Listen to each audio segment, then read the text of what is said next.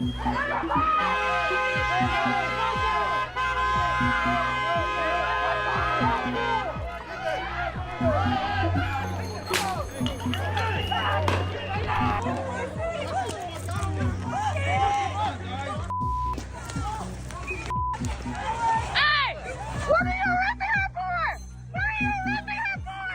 chaotic scene this morning outside a St. Paul business after an apparent raid by federal agents. Hundreds of protesters gathered at the scene, growing increasingly agitated.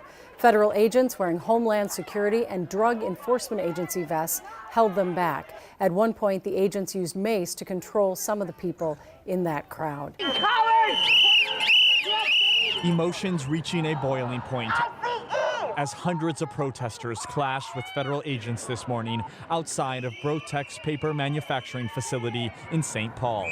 DEA and ICE officers deploying tear gas and spraying mace as protesters tried to block federal vehicles from leaving. Where are you bringing them? Things turned physical as tensions rose even higher. In a statement, ICE says this raid was, quote, court-authorized law enforcement activity and served a search warrant in furtherance of a federal criminal investigation.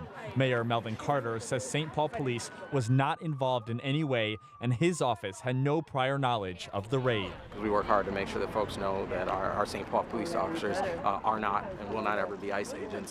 That's not the work that we do. And we work hard to make sure that folks know that we'll never criminalize somebody's identity. Keep your head on the swivel. At the end of the day, we believe they're going to move on to some other city.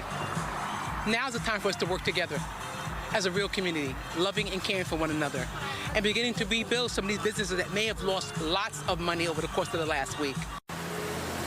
Border Patrol says agents have arrested 370 people since the operation they're dubbing Charlotte's Web. It started on Saturday, and we're told dozens have criminal records, including gang affiliation, assault, and drunk driving. The Border Patrol has faced some pretty harsh pushback just about everywhere they've gone. I hope you all kill yourself. Some protesters say Border Patrol is racial profiling. CBP says, hey, that's false, but a lot of folks out there say they're still scared. All week long, people have skipped work, and Charlotte schools say as many as 30,000 students have stayed home. You will not break these kids. This is their home. Leave them alone.